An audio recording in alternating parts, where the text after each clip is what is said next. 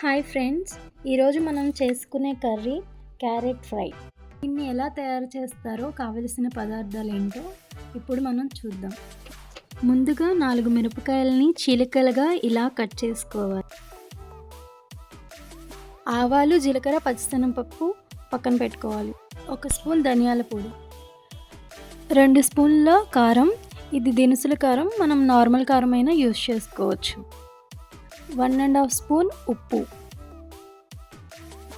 చిటికెడు పసుపు. ఇది సన్నగా తరిగిన క్యారెట్ ఈ కన్సిస్టెన్సీలో రావాలి. ముందుగా స్టవ్ వెలిగించి కడాయి పెట్టుకుందాం. కడాయి కొంచెం వేడెక్కేంత వరకు ఉంచుకొని 2 స్పూన్ల నూనెని వేసుకోవాలి. అలా ఆయిల్ మరిగేంత వరకు ఉంచుకొని ముందుగా తాలింపు దినుసుల్ని దానిలో వేసుకోవాలి. అలా చిటపటలాడుతున్నప్పుడు పచ్చిమిర్చి చీలికలను కూడా దానిలో వేసుకోవాలి.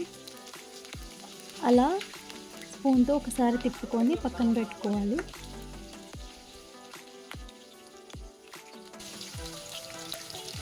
అలా మరుగుతున్నప్పుడు సన్నగా తరిమిన క్యారెట్ తురుమును కూడా దానిలో వేసుకొని ఇలా స్ప్రెడ్ చేసుకుంటూ మెల్లిగా వేసుకోవాలి.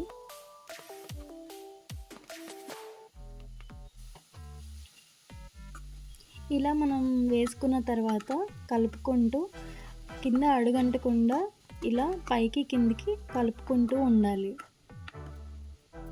ఇలా అడుగంటకుండా పైకి కిందికి మరొకసారి కలిసేలా మొత్తం కలుపుకోవాలి.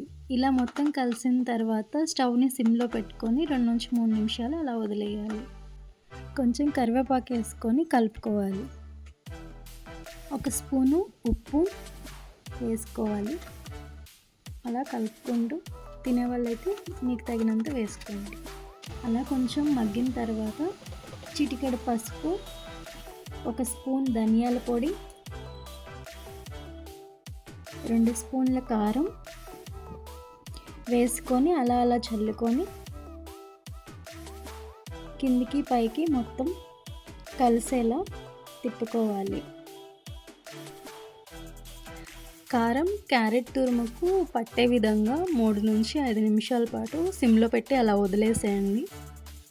మిడిల్లో అడుగంటకుండా క్యారెట్ని మిడిల్లో ఒకసారి పైకి కిందికి కలుపుకుంటూ ఒకసారి చెక్ చేసుకోండి.